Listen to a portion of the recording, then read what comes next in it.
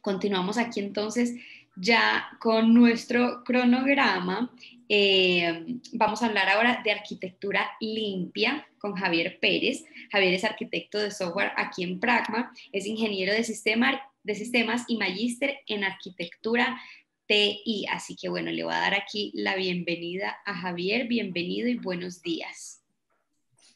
Muy buenos días a todos. Me parece muy chévere que tengamos tanto público.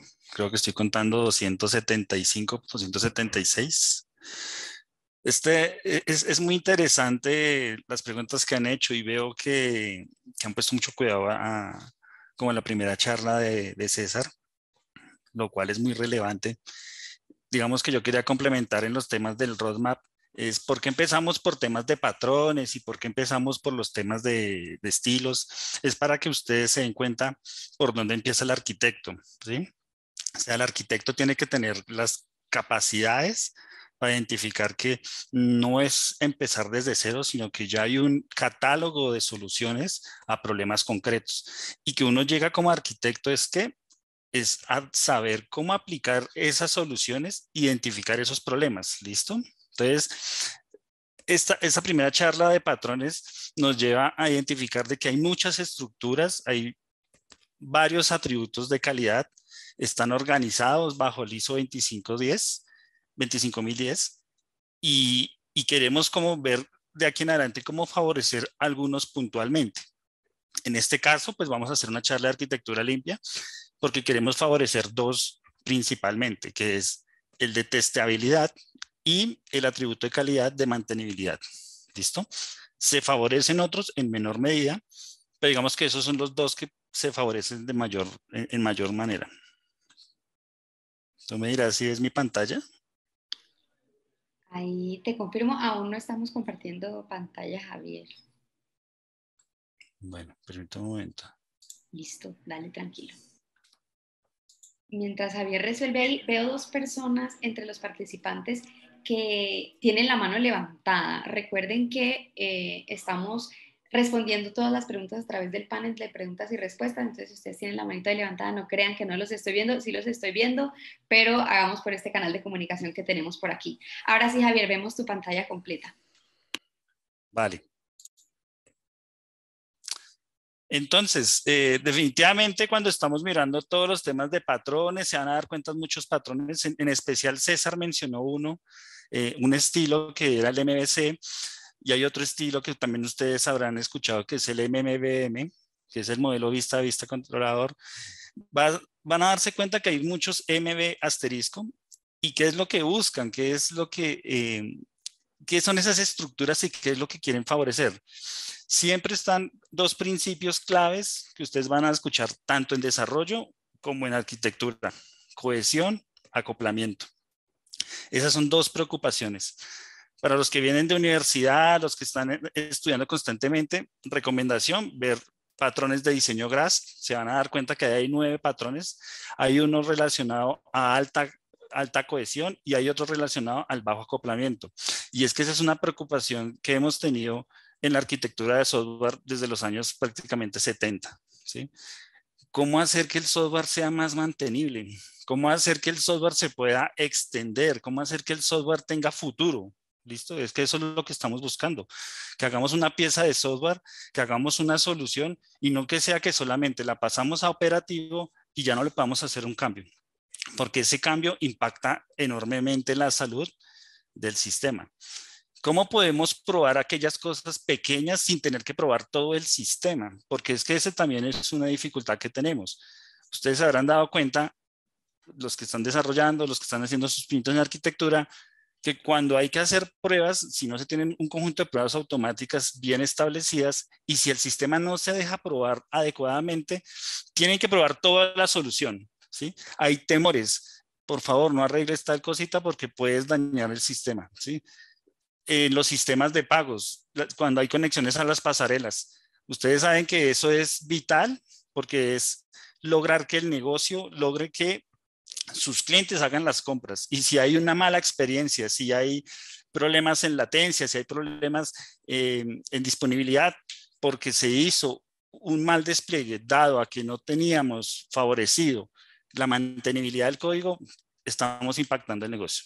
Como arquitectos, el llamado es, no piensen solo en usar la última tecnología, ni piensen en solamente conocer la línea o la frontera del conocimiento, sino ustedes son garantes del negocio. Ustedes, cada uno de ustedes representa las empresas o donde ustedes o marcas que ustedes quieran llegar a trabajar. Ustedes tienen que tener capacidades de siempre ser habilitadores del negocio. Ese es su objetivo principal como arquitectos. Se van a tener que desplegar un poco tanto del detalle, de la minucia que puede llegar al código fuente.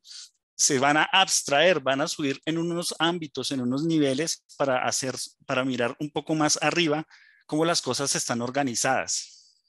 Palabras que ustedes van a escuchar frecuentemente es la palabra partes, relación, sinergia, ¿sí?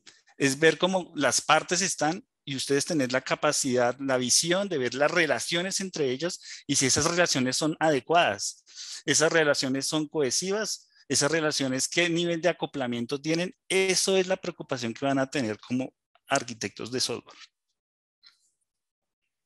La charla anterior, pues hablaron mucho de qué es una definición de arquitecto de software. Como les dijimos, César hizo una propuesta que trajo el libro de Bass. Hay dos libros que a mí me parecen muy interesantes, que son Bass y Rosansky. Buscan como ese cuerpo de conocimiento, porque ustedes saben que esto de la arquitectura de software es tantas cosas y a la vez cada uno tiene puntos de vista distintos que se crean hasta modelos distintos de cómo documentar arquitecturas. No hay una realidad única, pero todos tenemos el mismo sentimiento y queremos de manera apasionada lograr llegar a hacer arquitecturas que nos parezcan geniales. No sé si ustedes de pronto han llegado, y les pongo un ejemplo, han llegado a alguna casa y se han dado cuenta porque el baño puede que esté muy cerca de la puerta y de pronto nos causa algo de impresión. O de pronto la taza esté muy pegada al lavamanos y nos parezca que el baño es muy pequeño. Nosotros de alguna forma tenemos una concepción de ciertas arquitecturas en el mundo físico que nos parecen buenas y otras que no nos parecen muy buenas. La arquitectura en todas están presentes, solo que hay unas arquitecturas que son más que buscan favorecer más a unos atributos y otras arquitecturas que tienen una complejidad que no se entiende hacia dónde van, pero la arquitectura está presente en todo software que funcione. Y eso es lo que queremos mirar hoy en esta charla de arquitecturas limpias. ¿Cómo llegar a entender el software y cómo ver que este software va a tener futuro, que va a ser testeable? Y es el propósito que hace cuando se crea el libro, porque primero esto parte como, primero el tío Bob, que es Robert Selly, él crea primero un libro que es Clean Code y empieza a mirar cómo se escribe bien código fuente y más adelante en los años 2016-2017 saca un libro que se llama Clean Architecture y él ve y muestra como que bueno, ya podemos escribir código de manera leíble, entendible, no lleno de comentarios que estén desactualizados con lo que respecto al código hace. Si ustedes recuerdan, a uno al inicio le enseñaban mucho a codificar colocando en Javadoc, yo vengo mucho del mundo Java, una explicación enorme de qué hacía una función empezando ese método. Ahorita eso ya no es viable. Les pongo un ejemplo. Alguien llega, se dedica a hacer el comentario de todo lo que hace la función y llega otro desarrollador, porque estamos pasando un mundo agile, un mundo que tiene alta rotación del personal, en la que están ingresando ingenieros y están saliendo en la medida en que el mercado los demanda, hace un cambio en la función, pero no toca el comentario. El comentario ya está desactualizado respecto a lo que hace la función. Por eso el código limpio ya empieza a decir, no, tu código tiene que expresar lo que hace. No tengo que echar mano a documentaciones aparte o a comentarios enormes. Además, de esas funciones tienen que ser leíbles y busca garantizar bajo unos principios que ese código sea leíble. Pero una preocupación de que ya estamos haciendo código limpio, pero estamos dándonos cuenta que ese código, esas clases a nivel de componentes no están orquestándose bien. Si bien MVC parecía una solución ideal, vamos a encontrarnos que muchas personas conocen las siglas modelo vista controlador, pero cuando llegan a sentarse a un proyecto y uno les dice, bueno, ¿cómo plantear un modelo vista controlador? Lo hacen de distinta manera. Hacen controladores enormes, hacen controladores que pretenden hacerlo todo, que hacen tanto de negocio y también se encargan de hacer cosas de vista. Hay algunos que hacen el uso correcto del MVC, de hacer unas notificaciones entre el modelo y la vista para que haya simplemente notificaciones de que hubo una actualización y el controlador sea el encargado del flujo de los datos entre ellos dos. Pero se va a dar cuenta que el controlador tiene dependencias tanto de la vista como del controlador y eso genera problemas. Algunos trataron de dividir esos controladores enormes en pequeños controladores y de ahí viene todo lo que viene el modelo vista, vista controlador, el modelo vista presenter. Van a encontrarse muchos MV asterisco. Y llega este tema de arquitectura limpia y dice, no, es que ustedes lo que tienen que darse cuenta es que hay un principio de dependencia que está generándoles problemas. ¿Listo? Y hay 6 principios en este libro que los invito a leer. Tienen que leerse en los 2 libros.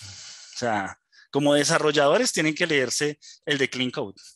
Y si ya buscan hacer arquitectos, tienen que leerse en el de Clean Architecture. Y se van a dar cuenta que el de Clean Architecture, el de arquitectura limpia, está basado en 6 principios. 3 son de cohesión y 3 son de acoplamiento. ¿Listo? Los 3 primeros que ustedes van a ver, que son respectivos a cohesión, son el principio de reuso, ¿sí? Principios de un común reuso y a su vez también de que se tenga una responsabilidad única, ¿sí? Pero como estamos hablando a términos de componentes, es que ciertos componentes que hacen parte y que están relacionados en común también tengan una responsabilidad única.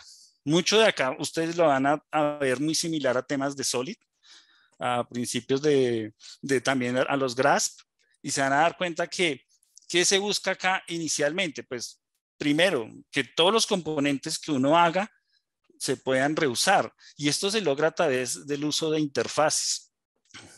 La idea de un componente al interior, viendo el componente, las clases que componen, los módulos que componen ese componente, deberían estar dirigidas a solucionar un problema concreto, a prestarnos un servicio concreto. Si estamos teniendo un componente que hace 2, 3 u n servicios de diferentes ámbitos, de diferentes cosas, puede que no estemos haciendo un correcto uso de principios de, primero, de que esté apuntando a lo que es de responsabilidad y no va a ser reusable, porque si yo hago un pequeño cambio en el componente, pero el componente me permitía varios o distintos, prestar distintos servicios, pues me va a afectar esos servicios. Entonces yo tengo que hacer componentes atómicos, componentes que permitan, que favorezcan ese reuso. Puede que yo también tenga un conjunto de componentes que cada uno tiene su responsabilidad, pero en común, ellos 3 o ellos N que hayan, me prestan una funcionalidad y lo tengo que ver cómo lo tengo que favorecer. Hay una propuesta más adelante y es el tema de los casos de uso. Es ver cómo unas entidades son atómicas, tienen una responsabilidad única, pero si yo quiero entre ellas hacer lógica de negocio en la que voy a tocar 2 o más entidades, puedo echar mano de algo que se llama los casos de uso. Mirando los principios dirigidos a acoplamiento, hay algo muy importante acá y es evitar las dependencias cíclicas, ¿sí? Si ustedes se dan cuenta, como yo les decía, desde una perspectiva de la arquitectura, si yo solo veo un pedazo, puede ser que yo solamente no vea que haya una dependencia cíclica, sino que haya una dependencia lineal, una top-down, pero si yo lo veo desde un ámbito más lejano, me puedo dar cuenta que por allá un componente terminó llamando un componente que me genera una dependencia cíclica, lo que genera un problema, porque cuando haya un cambio, ese cambio se va a propagar por todo el sistema. Entonces lo que se busca es que esa dependencia sea unidireccional, ¿sí? Problemas que había en el MVC, normalmente si uno hacía cambios en el modelo vista controlador, si uno hacía un cambio en el modelo, o en la vista, el controlador se iba a ver afectado. Si el controlador pretendía hacer algún cambio, tendría que también hacer un cambio en el modelo o en la vista en la que se estuviera afectando ese cambio. Si era un cambio de propagación de datos entre el modelo y la vista, va a haber problemas en los tres conjuntos. Aquí lo que se busca es unidireccionalidad de dependencias, nada más.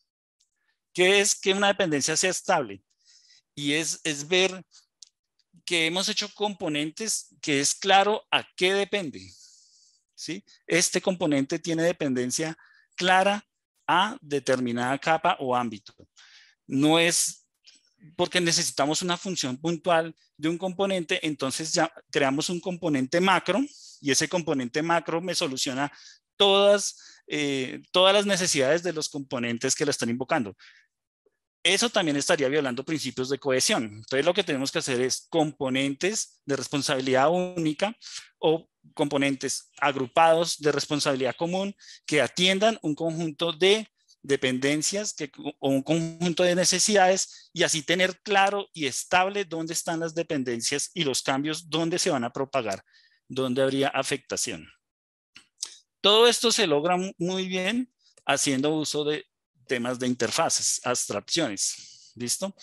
No hagamos, y eso sí viene también desde Solid, no hagamos invocaciones directas a concreciones, sino a través de interfaces que permitan favorecer la cohesión, porque hay una separación y hay un bajo acoplamiento, porque yo no estoy apuntando a una instancia que yo creo, sino es una instancia que existe, es independiente, tiene un ciclo de vida independiente y yo solamente la estoy invocando por las funciones o las necesidades que ella presta. Importante aquí también que ustedes tengan como arquitectos el tema de las tarjetas CRC. Yo le he hecho mucho mano a las tarjetas CRC puntualmente, es una herramienta un poco viejita, pero es ver cómo la tarjeta CRC, que son las siglas de clase, responsabilidad, colaboración, es ver, tener claro qué es lo que hace ese clase o ese componente, qué responsabilidades, a quién le tiene que atender y colaboración es ver con qué otras clases comparte una cohesión común, ¿sí? Para satisfacer un caso de uso. ¿Listo? Es una buena herramienta y es una buena táctica. Claramente el hacer arquitectura limpia, y ustedes se dan cuenta que es algo que lo van a escuchar mucho, que clean architecture, que arquitectura limpia, porque a veces tendemos a hacer cosas de moda, pero vamos a darnos cuenta, y la palabra que ustedes tienen que llevar en este roadmap es trade-off, contienda. ¿Sí? Porque ustedes no se van a dar cuenta que aquí es blanco y negro. ¿Sí? En la arquitectura, cuando ustedes van a favorecer, y por eso es algo que no puede ser programado, automatizado, no lo puede hacer un robot, no puede ser hecho a través de una solución, es porque ustedes tienen que enfrentarse a los drivers de arquitectura y darse cuenta, y cada negocio es especial y cada negocio tiene sus drivers, y darse cuenta, bueno, yo pienso que este es el camino. ¿Sí? Hay unos proyectos que arrancan de cero, hay unos proyectos que ya están hechos y ustedes por restricción no pueden cambiarlos. Hay unos que van a llegar con equipos nuevos y no conocen qué hay. Hay otros que van a arrancar con equipos senior y ustedes podrían ir un poco más a la frontera del conocimiento. Hay unas culturas que les va a permitir los spikes, las experimentaciones en Scrum. Hay otras culturas que no salen de RUP o unas metodologías tradicionales y ya quieren ver código funcionando. Pero más o menos lo que hemos identificado nosotros es que estas son las ventajas y desventajas que se va a enfrentar un arquitecto, sea cual sea al modelo de negocio o a la empresa a la que quiera aplicar arquitectura limpia. Y hay una curva de aprendizaje fuerte. Todo el equipo tiene que tener en su cabeza la arquitectura limpia. Les voy a poner un ejemplo desde la parte de desarrollo. Cuando uno hablaba de clean code, había 5 ingenieros, estábamos programando, había uno que no sabía de codificación limpia, los otros 4 teníamos las nociones. Cuando él hacía sus métodos, hacía sus comentarios gigantes en modelo antiguo, usaba variables de flag, val 1, como si ya no se pudiera hacer variables con nombres extensos. Y eso que hacía, generaba reprocesos. Uno hacía una validación de pares y ¿por qué estás haciendo esto? Porque a él le costaba, porque venía desde una noción de C++, cuando se pasó a Java, de que así las cosas se hacían. La curva de aprendizaje también lleva a Clean Architecture, es lo mismo. Las personas tienen una noción de que todo lo van a poder solucionar con el modelo vista controlador. Y hay modelo, como les dije, en todo software hay arquitectura, y modelo vista controlador en proyectos pequeños, medianos, puede ser bueno, puede ser soportable, mantenible y testeable. Pero cuando un proyecto es enorme, grande y buscamos futuro, ahí es donde vienen las desventajas del MVC. Y queremos que se use arquitectura limpia y hay que hacer todo una curva de aprendizaje, todo un onboarding que busque que todos los que participen tengan las nociones. No es que las tenga una sola persona, solamente el arquitecto, porque los desarrolladores son los que construyen el software. Y en un equipo ágil todos tienen que ser garantes de que se haga codificación limpia y se haga una arquitectura limpia. ¿Listo? Hay un aumento de la complejidad. ¿Y por qué se va a dar ese aumento en la complejidad? Porque ustedes en un MVC, a través de notificaciones, el modelo podía notificarle a la vista de que hubo un cambio para que el controlador fuera, hiciera el flujo de datos. Aquí no. Aquí se hacen modelos tipo onion, cebolla o hexagonal, y se van a dar cuenta que a través de interfaces muy puntuales se tienen que comunicar tanto controladores como presentadores y adaptadores. Hay el uso de unos puertos y unos puertos de entrada, unos puertos de salida. O sea, para hacer una arquitectura limpia, dependiendo de la arquitectura que se elija, hay que tener un nivel prolijo de conocer los principios y saber que el equipo los entiende para que no los salte, porque es una manera rápida o fácil de hacer las cosas. A veces los equipos de desarrollo, en su presión y en su desespero, pueden saltarse estos principios. ¿Listo? Es muy orientada en temas de back. ¿Listo? Tal vez acá no se está mirando en las capas. Ustedes se van a dar cuenta que van a llegar cuando en el back se habla de la parte de la presentación. Es más como clientes, los clientes front que están haciendo las peticiones a través del presentador y de los adaptadores. Hay un conocimiento importante en programación orientada a objetos que se debe tener en cuenta, y es saber definir cohesión. Algo que yo personalmente, que yo hago entrevistas, me doy cuenta que los ingenieros puede que desarrollen y hagan sus líneas de código y les funcione. Ahí, primer atributo, que sea funcional, de calidad, pero nos damos cuenta que el código al interior tratan de ser antipatrones más que patrones. Clases enormes, Goldhammer, una clase que lo trata de hacer todo, y eso lo llevan a cuando están haciendo temas de componentes, cuando están trabajando con Spring o están trabajando con Java Server Face o Structs. Tratan de hacer una clase que lo hace todo. Tenemos fuertes problemas para entender qué es la cohesión, y desde ahí es mi consejo: busquen qué es cohesión y busquen qué es alta cohesión. Traten de explicárselo a varios compañeros hasta que ustedes entiendan el término de la cohesión, y ustedes busquen qué es la cohesión en un texto, busquen la cohesión en diferentes elementos, porque esto no es únicamente en programación.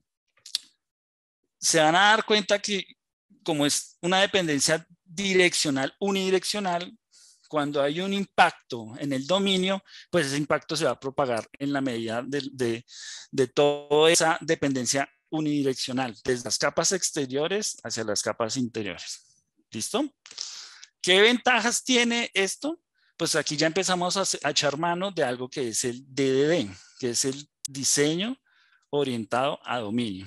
¿Listo? Que podría ser una charla completa de cómo hacer todos los temas de DDD. Y eso nos permite ser independientes del lenguaje. ¿Listo? Yo puedo empezar a hacer lógicas de negocio a nivel de dominio sin saber qué base de datos voy a usar, sin saber cómo voy a presentar los datos, sin saber si voy a guardar los datos en archivos planos, los voy a guardar en Dynamo, los voy a guardar en una base de datos SQL, porque como está separado por estas capas, me permite irlas probando una a una y tomar de manera tardía ya lo último las tecnologías puntuales en las que yo podría hacer uso de infraestructura. Esto es clave porque normalmente los proyectos, ustedes se van a dar cuenta que los proyectos arrancan y es primero haga el esquema de la base de datos y ya se están casando a la base de datos, ya se están casando con Postgre, ya se están casando con el Oracle, se están casando con el MySQL desde el inicio y empiezan ahí, ¿sí? Y no, que ya el cliente ya no quiere usar esta base de datos sino tal cosa, entonces toca empezar a hacer migraciones de base de datos, es un complique. Si yo empiezo desde el dominio, desde la lógica de negocio, sin estar atado a nada de tecnología, sino simplemente tengo unas entidades y esas entidades entre sí son relacionadas en casos de uso y desde ahí yo empiezo a hacer pruebas a través de mocks, empiezo a garantizar testeabilidad. Después yo miro con qué se conecta, después yo miro velocidad, latencias que me pueden traer conectores externos, pero por lo menos yo me estoy enfocando en garantizar que mi lógica de negocio funciona de manera correcta. Esa es una de las grandes ventajas que se van a dar cuenta del uso de arquitectura limpia. Sería sugerible entonces también revisar algo de DDD, de diseño orientado por dominio, Domain Driven Design. Posibilidades de cambios, muchas, como les dije, ustedes ya pueden tener pruebas sin tener que ir a bases de datos, sin tener que ir a otros sensores, simplemente a nivel de dominio. Entonces, van a poder hacer cambios muy rápidamente y van a poder hacer y adaptar sus tests para que verifiquen y se hagan constantemente pruebas de regresión, validando que no se ha dañado algo puntual en temas de la lógica de negocio. Si hubo un problema con tecnología, no hay problema porque eso ya es de una capa externa y esa capa externa, si bien va conociendo las capas internas, la capa interna no tiene nada que ver con las capas externas. Ahorita vamos a ver ese principio. Estas son las capas de una arquitectura limpia. Cuando ustedes les hablen de arquitectura limpia, no piensen que hay una única arquitectura limpia. Más adelante vamos a ver posibles arquitecturas limpias. ¿Sí? La arquitectura limpia es como una filosofía, tienen que ver lo que son unos principios y esos principios de alguna forma son llevados de una manera concreta en determinadas arquitecturas porque ellas, cada una quiere favorecer unos atributos de calidad específicos. ¿Listo? O sea, son refinadas y por eso, aunque en conjuntos todas son arquitectura limpia, tienen unos pequeños cambios que no van en contravía de los 6 principios de arquitectura limpia, pero como hay algunas cosas que no son dichas, tratan de mejorarlas y de estabilizarlas y de establecerlas para que también puedan favorecer y refinar algunos atributos. La capa principal, como les venía diciendo, son todos los temas de las entidades. Son esas entidades que tenemos que identificar claramente en un modelo orientado en un paradigma de programación orientada a objetos, pues es muy claro que es todo lo que representa todas estas entidades lógicas, estas unidades o estructuras que van a ser modificadas, que van a ser invocadas, que van a ser actualizadas. Y después viene una capa externa que son los casos de uso. Los casos de uso hacen uso de las entidades. En los casos de uso es donde están las funcionalidades. Es la que se encarga de orquestar cómo las entidades son invocadas, cómo se relacionan las entidades para lograr una funcionalidad. Ahí yo ya podría empezar a hacer pruebas. En las entidades puedo hacer pruebas para garantizar que los CRUD simplemente de cada entidad estén funcionando y que cumplan las estructuras y los tipeados correctos. Cuando yo hago ya pruebas a nivel de caso de uso, yo ya empiezo a ver funcionalidades que van a ser invocadas desde la web, desde la interfaz, pero yo las hago directamente en los casos de uso y ahí yo puedo garantizar que se estén orquestando de manera correcta las entidades. Después me voy a una capa más externa y en esa capa externa, que es una capa que ya tiene las interfaces, ahí donde hay distintos adaptadores, ahí están controladores, presentadores, gateways, lo que hacen es invocar las funcionalidades que están en los casos de uso, o sea, los casos de uso ya están expuestos y comprobados y entonces ahora hay interfaces que las invocan desde las capas externas para poder dar para poder servir esta funcionalidad a quien lo quiera llamar en capas externas. a través de web, a través de dispositivos, a través de whatever. Y también es una forma de llegar a las tecnologías externas. Por eso es que es lo rico y lo chévere de la arquitectura limpia, porque aquí ya me empiezo a poner cabezón yo y pensar, base de datos es más óptima, si por teorema CAP tengo que usar una base de datos Mongo, Cassandra, Dynamo, cuál me favorece más, empezar a mirar que es posible que ustedes tengan que invocar otras APIs. ¿Listo? Esas APIs pueden estar desarrollándose, pero ustedes están garantizando que sus casos de uso, su funcionalidad, su lógica, que es lo que ustedes tienen que garantizar como desarrolladores, se independiza completamente de que si está hecho en REST, en SOAP, en gRPC, en RSocket, whatever. ¿Listo? Entonces, esa capa verde son interfaces de adaptabilidad. Se van a dar cuenta que cuando ahorita, como les dije, esto es una filosofía, vamos a mirar arquitectura cebolla, onion, arquitectura hexagonal. La arquitectura hexagonal habla en términos de puertos y esos puertos es como el controlador, los controladores llaman los casos de uso a través de unos puertos de entrada y cómo la información o el resultado, la salida de esos casos de uso se puede obtener por parte de los presentadores a través de puertos de salida. Entonces, claramente, como un DDD, el dominio es la parte central de esta arquitectura, ¿listo? Se encuentran los objetos que componen el negocio. Si ustedes como arquitectos también se van a ir al mundo TOGAF, de pronto un poco de arquitectura empresarial, se van a dar cuenta que en TOGAF ahorita está organizado, hay unas entidades de negocio, esas entidades de negocio están soportadas por una tecnología, por unos procesos de tecnología y esos procesos de tecnología pues llega a una infraestructura.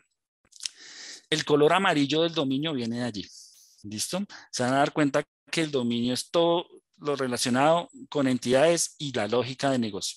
Aplicación, la capa de aplicación es esa capa que vimos en la parte de invocación de la funcionalidad del dominio, que es el entorno verde. También ustedes lo van a ver aquí. Estos controladores, presentadores. ¿Listo? Y los temas de infraestructura son las capas externas. Como les dije, ustedes van a poder tomar decisiones de la infraestructura que use ya lo más tarde posible. Cuando ustedes hacen gerencia de proyectos, arrancar definiendo ya la tecnología, si no es una restricción, les va a limitar mucho, porque ustedes lo que pueden hacer es, claro, tienen que tener en cuenta las restricciones que les imponen, porque son fuerzas externas que ustedes no van a poder superar. O sea, ustedes les dicen, esto se tiene que hacer en AWS, en Azure, en GCP, esto se tiene que hacer on-premise, pues eso son restricciones de los drivers de arquitectura, pues que no van a poder hacer, pero hay otras cosas que no los está restringiendo. Ustedes pueden indicar y pueden promover el uso ahí sí de tecnologías y de infraestructura que favorezca y que les dé mayor viabilidad para garantizar mantenibilidad y testabilidad. Listo. Y favorecer pues otros atributos como lo quieran determinar. Esta es la regla de dependencia que es la más importante y es, como yo les decía, hay una dependencia unidireccional. ¿Listo? Váyanse en donde se vayan, llévense en esta regla. No se tienen que aprender las 6 reglas, los 6 principios, 3 cohesivos, 3 de acoplamiento, pero llévense en que esta regla es primordial. Y lo que dice es, la dependencia viene desde las capas externas hacia las capas internas. Eso quiere decir que las capas internas no conocen nada de su capa externa siguiente. Las entidades, ellas solamente tienen su responsabilidad de hacer su CRUD, hacer sus cosas, sus casos de uso solamente conocen las entidades porque lógicamente es una capa que está interna, entonces los casos de uso sí conocen las entidades, las trabajan, las orquestan, hacen todo el tema de funcionalidad y la exponen, pero no saben quién las va a invocar a través de los puertos. Después viene una capa externa donde están todas las interfaces que se encargan de llamar estos puertos que permiten invocar la funcionalidad de los casos de uso y obtener las respuestas o los resultados de estos casos de uso. Y pues ya viene la capa externa completamente ajena, que es todo el tema de infraestructura, de visualización a través de un web, visualización a través de una invocación por un dispositivo Android, iOS, etcétera. Vean la dirección de las flechas, la dependencia. La capa externa depende de la capa de aplicación y la capa de aplicación depende de la capa de las capas de dominio que son los casos de uso y entidades. ¿Vale? Clave aquí el uso de los colores. Miren, si uno miran aquí haciendo un bottom-up, que esto es una forma de ver esas capas representadas en un bottom-up, es el debajo, o sea, esta capa que está en amarillo, que es el tema todo de los dominios, que es caso de uso, eso, no tiene dependencias de una capa que la soporte. Ella es la primera. Sobre ella empiezan las capas de casos de uso. Sobre esta de casos de uso vienen las capas de interfaces y sobre estas ya vienen todas las capas externas de sensores, de visualización, de tecnología y bases de datos en general. ¿Cuándo usar entonces una arquitectura limpia? Cuando estamos desarrollando una aplicación que va a tener una duración de vida media a larga. Entonces, no traten de hacerle arquitectura limpia a un proyecto que vayan a presentar en la universidad. ¿Sí? Es un consejo, porque yo lo traté de hacer. Puede que la complejidad y el aprenderlo se les va medio semestre tratando de hacerlo y realmente pues para un proyecto de universidad es simplemente presentarlo y hasta ahí terminó, no volvemos a saber de él, quedará en un repositorio. Realmente, vuelvo les digo, esto lo que busca es futuro, darle vida, darle poder que ese software soporte 3 a 5 años, ¿sí? Si es un piloto muy pequeño, realmente ahí lo que buscamos es tratar de hacerlo rápido y entonces saltarnos esa curva de aprendizaje, saltarnos un poco el tema de complejidad y sacar esos pilotos, sacar esas cosas rápidas para validar que una idea de negocio funciona, pero cuando yo ya estoy haciendo un proyecto que digo, caramba, esto me va a durar, esto es para 3 años y esto van a venir, cada semestre van a cambiar los ingenieros de desarrollo y pensar a futuro y pensar por ellos para que cuando hagan cambios garanticen que la solución funcione, pues ahí es donde tienen que hacer el uso de una arquitectura limpia y establecer esas reglas. La documentación es muy importante en la arquitectura, porque ustedes tienen que también poner los supuestos con los que hicieron esa arquitectura limpia. Usaron arquitectura hexagonal porque tan determinadas cosas, usaron arquitectura cebolla que usaron tantas cosas. Tienen que dejar muy claro a futuro documentado por qué toman las decisiones. ¿Listo? Esa palabra de trade-off o contienda clave, porque ustedes van a encontrar que si favorecen algo, van a desfavorecer algo. Si toman ventajas, van a aparecerle también unas desventajas.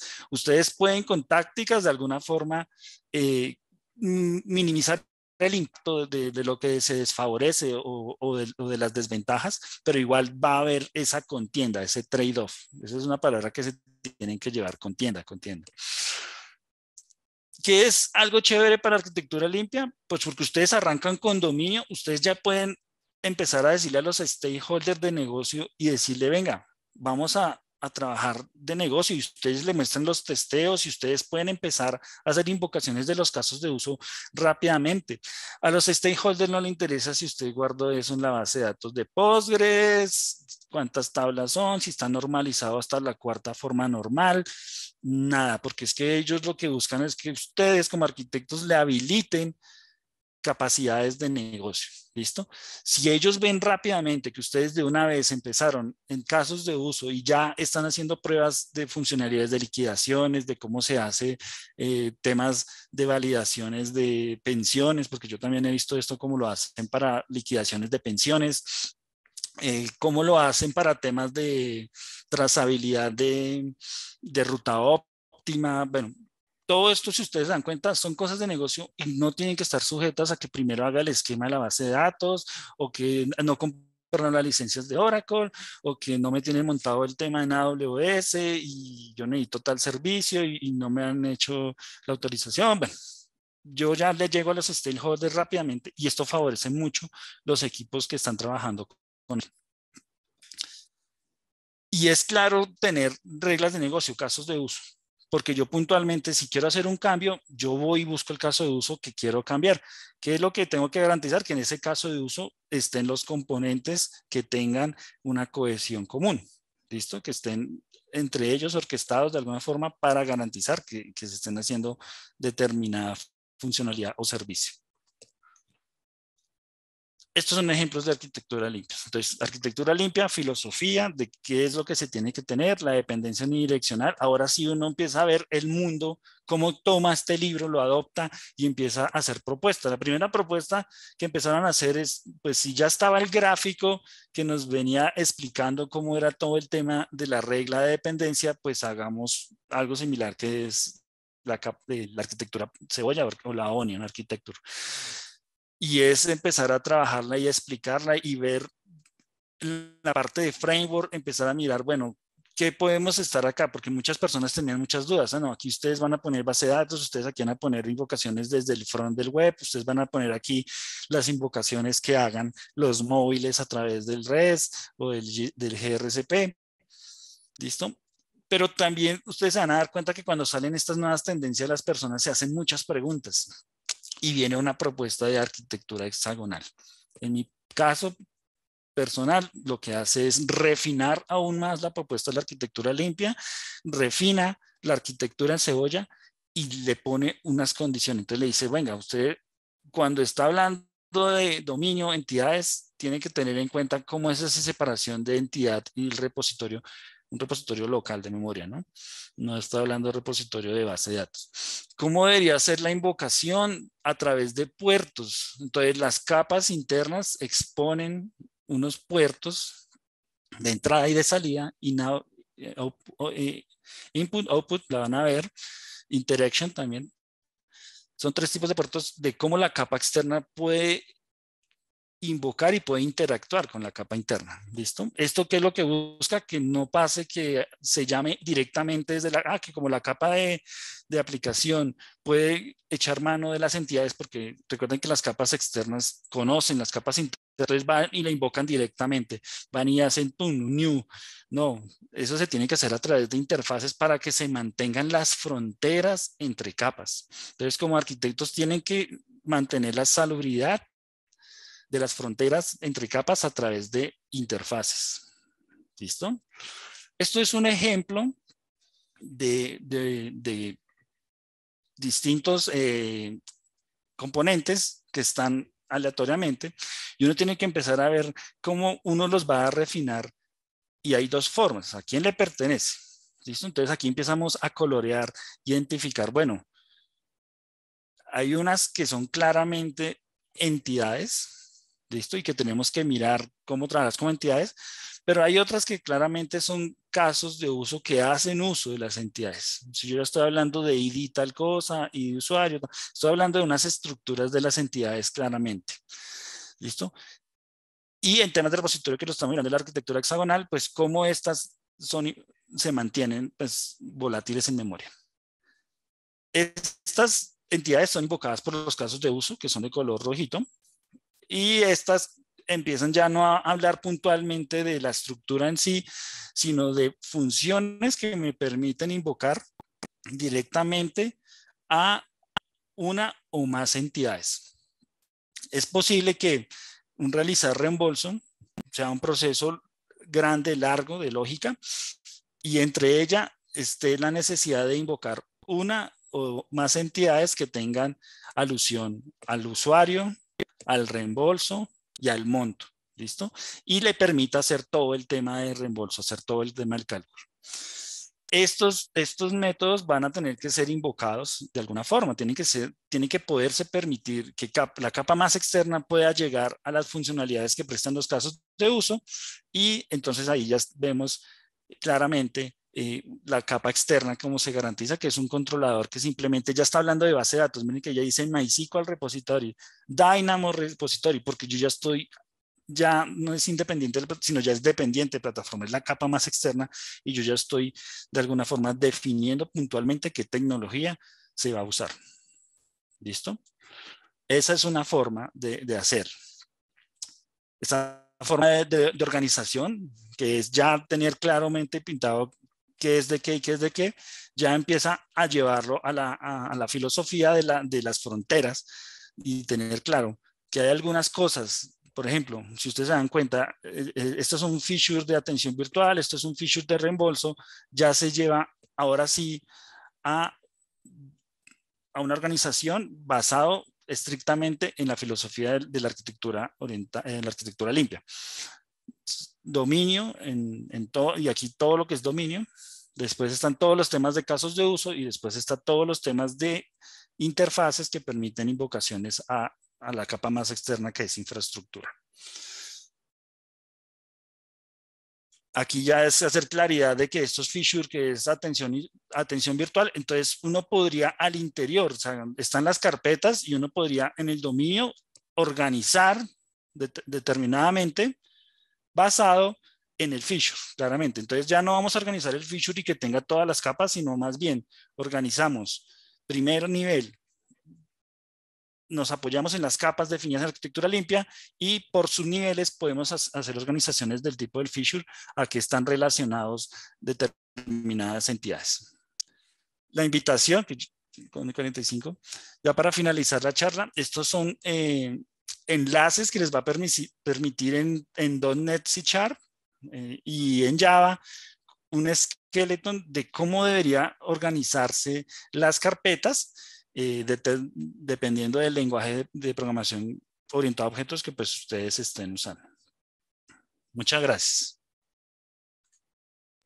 Muchísimas gracias, Javier, por tu intervención. Por aquí las personas que están conectadas estuvieron súper conectadas y muy agradecidas con todo el conocimiento que nos compartiste. Tenemos varias preguntas en nuestro panel de preguntas y respuestas. Te las voy a ir leyendo. Igual por aquí todavía tenemos a César y a John Alexander y Víctor que nos van a estar acompañando más adelante, pero si quieren entre todos podemos responder las preguntas. Voy a arrancar con una de Víctor Arenas. Él nos dice: ¿es posible desarrollar una arquitectura estándar para proyectos enfocados a sistemas de información medianamente complejos? Ejemplo, control de inventarios, que sean de bajo presupuesto, entregas rápidas, escalables y mantenibles en el tiempo.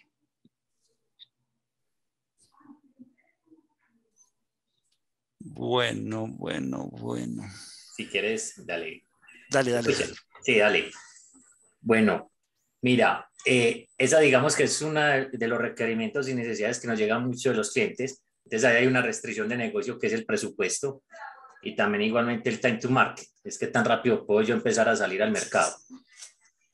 Después de recibir esas necesidades, como yo les explicaba en la charla, son necesidades de negocio, son restricciones también de negocio.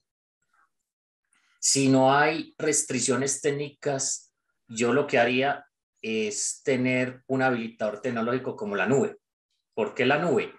Porque la nube en sus servicios nativos tienen unos servicios que yo puedo pagar por uso, que son llamados serverless. Entonces, pues, digamos que ahí estoy favoreciendo la costo-eficiencia y el tiempo de salir rápido al mercado. Y puedo ir escalando el negocio a medida que lo necesito, sin necesidad de tener que proveer una infraestructura que me cueste mucho, ¿sí? O que de alguna forma la estés utilizando. Que antes era lo que hacíamos, proveíamos unos servidores con digamos, con muchos recursos, muy costosos, pero no los usábamos 100%. En la nube nos empieza a favorecer esto. Yo me iría por ese lado para montar, digamos, una arquitectura utilizando estos servicios para empezar a escalar el negocio y tener ahí el tema, digamos, de inventarios, que era lo que creo que decían en la pregunta. Así es. Bueno, por acá continúo con John Cano. Él dice: ¿qué define un buen arquitecto de software? Además del conocimiento técnico y habilidades blandas, ¿cuál es el deber ser para reconocer efectivamente las necesidades del cliente y plasmarlas de forma adecuada para el equipo de desarrollo? Bueno, esa sí me la pido. Dale, Javi. El camino de la arquitectura, no, hay que tener pasión en el desarrollo, ¿sí? Pues digo, yo vengo del mundo de desarrollo y me estrellaba con esos problemas. Y retomo una pregunta que de pronto alguien decía: ¿es bueno a un arquitecto que haya como desarrollado, yo digo sí, porque uno viene a resolver, o sea, uno es como, uno viene a decir, venga, yo sufrí eso y no quiero que otros sufran. Y de pronto, poner, de ejemplo, yo que estoy estudiando temas de arquitectura limpia y temas de codificación limpia, yo cuando empecé me di cuenta, oiga, alguien me hubiera echado mano o esto hubiera estado cuando yo era desarrollador, hubiera sido genial. Me parece que el arquitecto tiene que ser muy fraternal, eh, pensando en las generaciones y en las personas que vienen para que sean más productivas, más eficientes. Compartir conocimiento es una forma genial de que la gente se apasione. A mí este tema me apasiona. Me gusta que la gente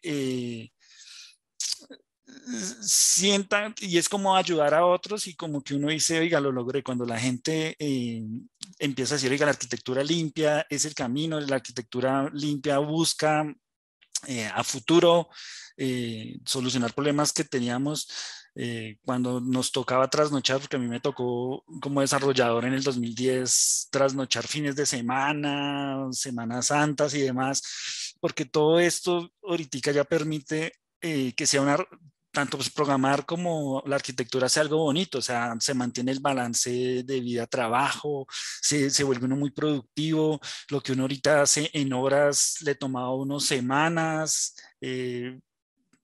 Hay que tener mucha pasión, hay que sentirle amor y pensar cómo será el futuro. Es una pregunta que yo siempre me estoy haciendo. Bueno, por aquí tengo otro par de preguntas más enfocadas ya a la charla que nos acabas de dar. Víctor Arenas nos dice, ¿es posible crear arquitecturas estándar usando Clean Architecture y DDD para software escalable, mantenible y testeable?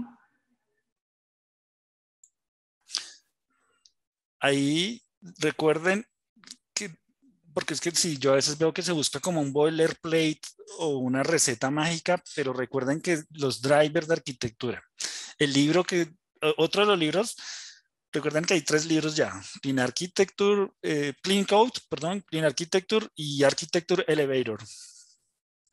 En ese libro le dicen a uno, no se quede solo en tecnología, no se quede usted solo en las tripas, en la minucia, usted tiene que mirar arriba qué es lo que se necesita. ¿Listo? O sea, esos arquitectos que van a ser muy aclamados son aquellos que llegan y entienden los motivadores de negocio, los objetivos, van y se involucran y dicen, oiga, en esta startup o en lo que estén trabajando, dicen, venga, si tal funcionalidad se hiciera, podríamos salir adelante. Entonces uno dice, echa mano de un piloto, lo funciona y le ve futuro. Y entonces uno dice, si esto tiene una proyección a largo tiempo, empiezo a usar temas de arquitectura limpia para darle salubridad. Si esto es simplemente un prototipo de algo pequeño y simplemente quiero hacer una prueba A/B, pues ya no habría tanto como el uso del estándar de arquitectura limpia, sino tendría que favorecer es tratar de sacar esa funcionalidad lo más rápido posible para probarle a los stakeholders si la idea era buena o no era buena.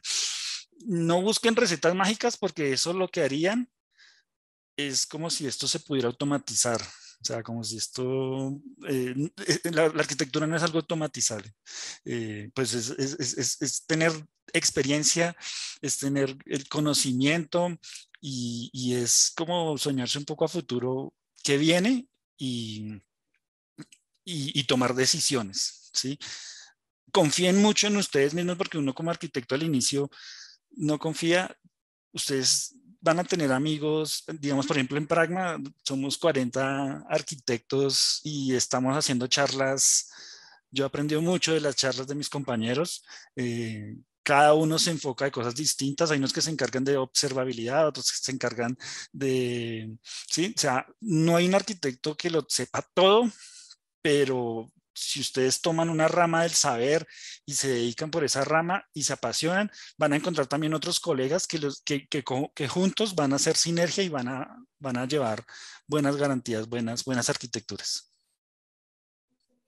Listo, por acá tenemos otra pregunta interesante de un espectador anónimo que nos dice, quisiera saber para cuando ya hay una arquitectura implementada, pero esta no favorece el negocio, ¿cuál es la ruta y orden de implementación de otras arquitecturas modernas y favorables, teniendo en cuenta el costo de impacto e implementación? Sé que eso lo determina el arquitecto, pero ¿cuál es el recomendable? Dale, si quieres, Javi, yo, dale. Bueno, esa pregunta está súper buena porque digamos que también son desafíos que enfrentamos en Prasma.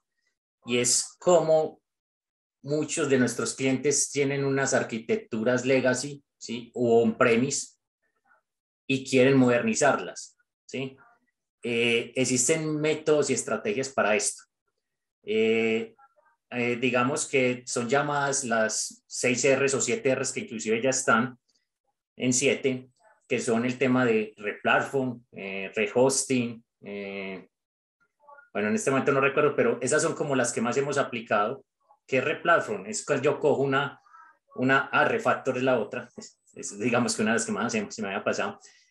Es la que, digamos, refactor, yo tomo el código y le hago una refactorización completa. Replatform es que paso, no sé, de una plataforma on-premise a otro lado, puede ser a la nube, por ejemplo.